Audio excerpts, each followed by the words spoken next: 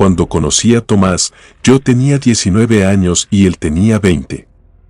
Fue gracias a un amigo en común que comenzamos a vernos con más frecuencia hasta que finalmente formalizamos nuestra relación. Nunca olvidaré esos años, ya que aún recuerdo todo lo que vivimos juntos. Tomás vivía con su madre, quien era su todo y a quien amaba más que nada en este mundo. Por mi parte, me agradaba mucho la madre de Tomás, ya que desde el primer momento en que la conocí se encargó de que me sintiera como en familia. Su nombre era Elena y era una mujer hermosa, con una abundante cabellera rizada y negra y unos ojos cafés que siempre reflejaban sinceridad y alegría. Lamentablemente, un día la madre de Tomás cayó gravemente enferma. Visitó a innumerables doctores, quienes solo le recetaban remedios momentáneos, los cuales empeoraban toda una vez que sus efectos comenzaban a desvanecerse.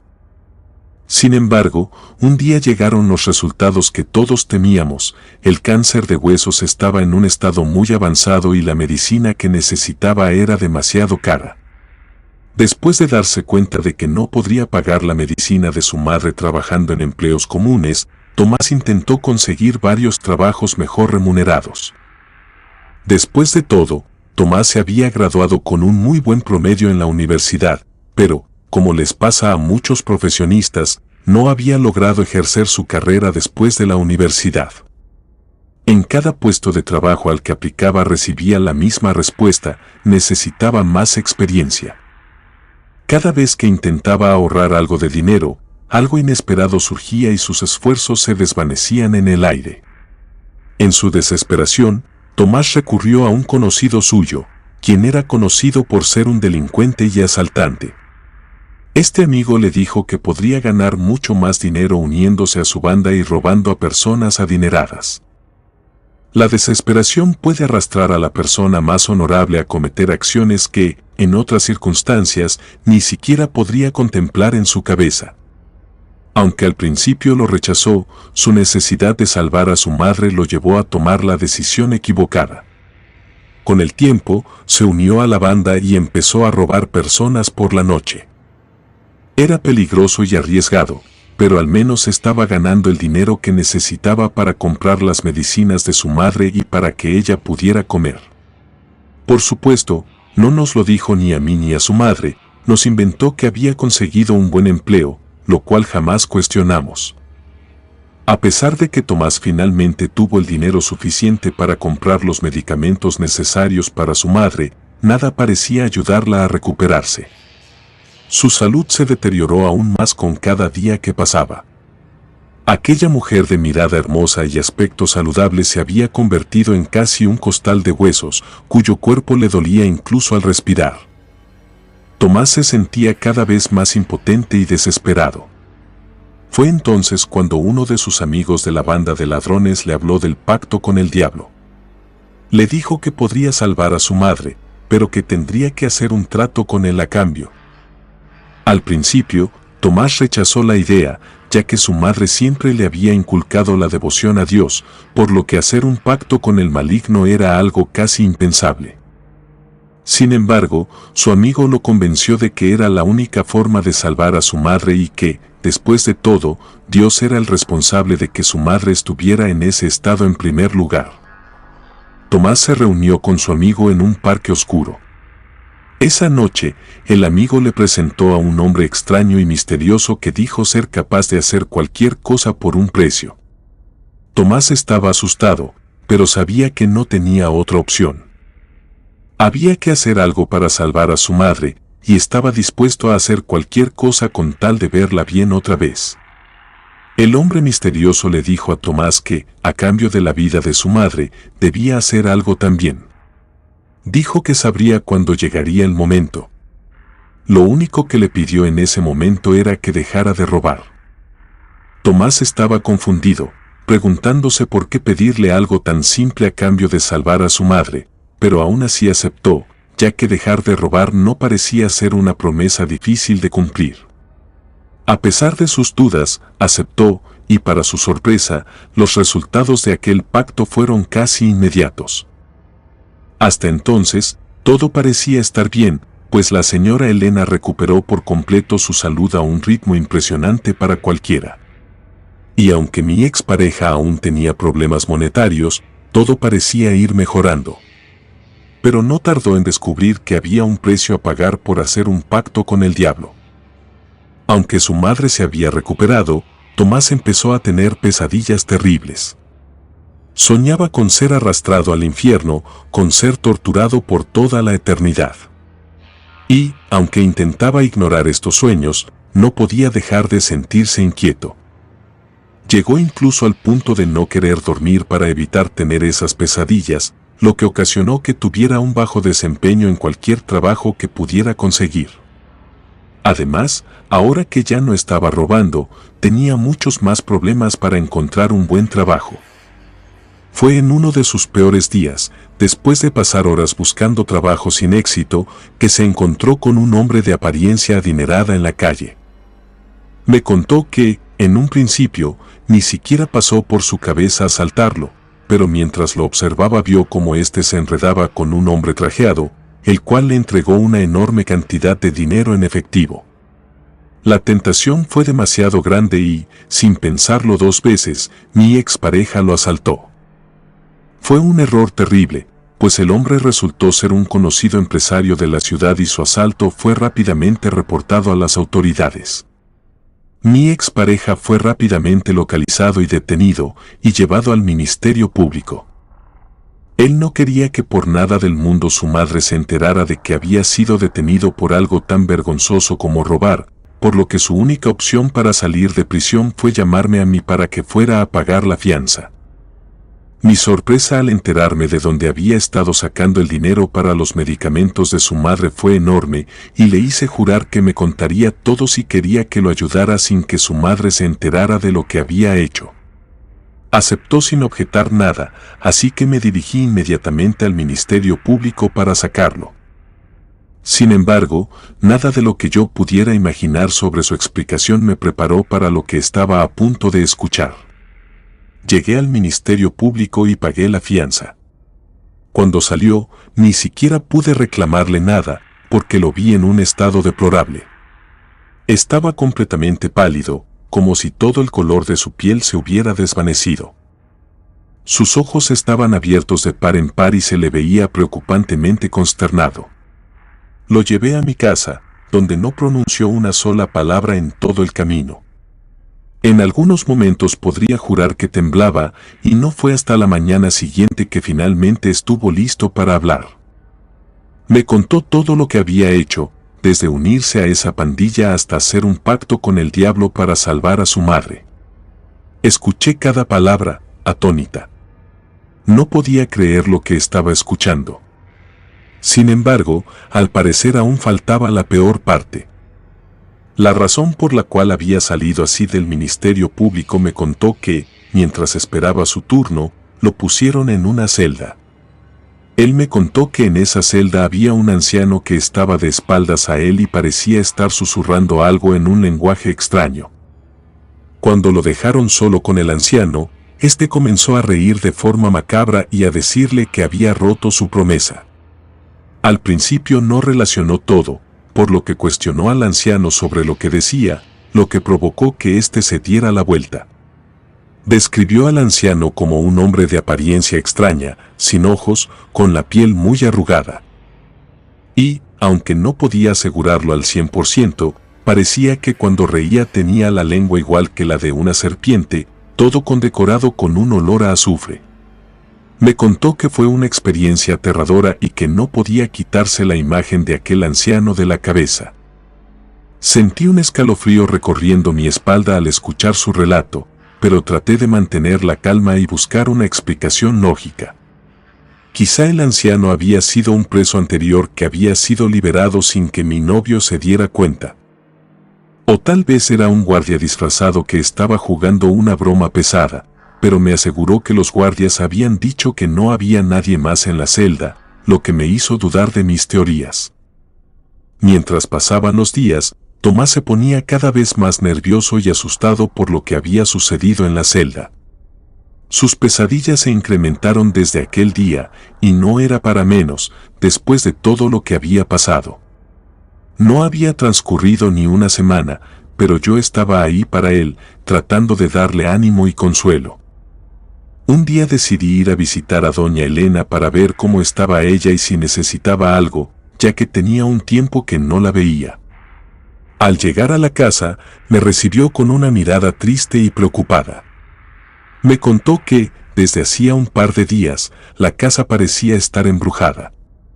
No dejaban de verse sombras y escucharse ruidos extraños por todas partes.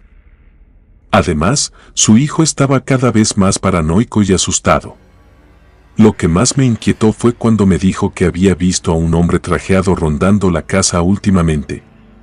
Me dijo que nunca lo había visto antes y que parecía estar observando la casa desde lejos. Su descripción del hombre me hizo temblar, porque parecía ser el mismo que él había visto en la celda. Solo que doña Elena añadió que este hombre, por momentos, parecía hacer que la casa tomara un ambiente pesado y con cierto olor a podrido. No sabía qué pensar de todo esto, pero sabía que algo muy extraño estaba sucediendo. Le prometí a la madre de Tomás que estaría al tanto de todo y que lo ayudaría en lo que pudiera, pero en mi interior sentía que estábamos en medio de algo mucho más grande y peligroso de lo que podíamos imaginar. La situación se volvía cada vez más extraña y preocupante.